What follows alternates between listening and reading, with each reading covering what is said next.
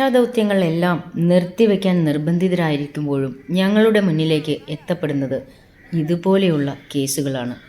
ഇത് വൈപ്പിനിലാണ്. ലൈംഗിക അവയവങ്ങൾ മുഴുവനായും പുറത്തായ രീതിയിൽ ഒരു നായ അതിലെ അലയുന്നു എന്ന് അവന് ഭക്ഷണം കൊടുക്കുന്ന ആളുകൾ തന്നെയാണ് അറിയിച്ചത്.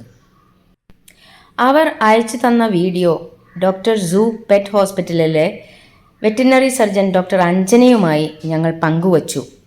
എത്രയും പെട്ടെന്ന് എടുത്തിട്ട് വായോ എന്നായിരുന്നു ഡോക്ടർ ഞങ്ങളോട് ആവശ്യപ്പെട്ടത്. അതിൻ പ്രകാരം അവിടെ ചെന്ന് അവനെ എടുത്ത് ആശുപത്രിയിലാക്കി.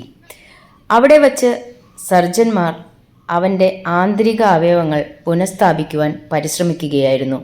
ഒരു സർജറി ഒഴിവാക്കി എങ്ങനെ അത് ശരിയാവിധത്തിൽ പൂർവ്വസ്ഥിതിയിലാക്കാമെന്നാണ് അവർ പരിശ്രമിച്ചിരുന്നത്. പക്ഷേ ദിവസങ്ങളോളം പഴക്കമുണ്ടായിരുന്ന ആ ഒരു അവസ്ഥയ്ക്ക് സർജറി അല്ലാതെ മറ്റു മാർഗമില്ല എന്ന് 1.5 മണിക്കൂർ നേരത്തെ പരിശ്രമത്തിന് ശേഷമാണ് ഡോക്ടർമാർ തീരുമാനിച്ചത്. അതോടെ അവനെ സർജറിക്ക് വിധേയമാക്കുവാൻ തീരുമാനിച്ചു. അപ്പോൾ തന്നെ സർജറി തിയേറ്ററിലേക്ക് അവനെ മാറ്റി. സർജറി പൂർണ്ണമായും വിജയകരമായിരുന്നു.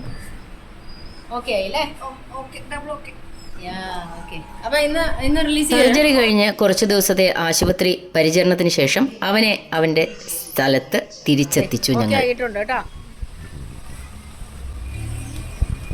അപ്പോൾ സന്തോഷമായിട്ട് ജീവിച്ചോട്ടാ. ഓക്കെ, കൊടുത്തോളൂ. ആ കാലിലുള്ളത് പറിച്ചു കളഞ്ഞേരെ കേട്ടോ.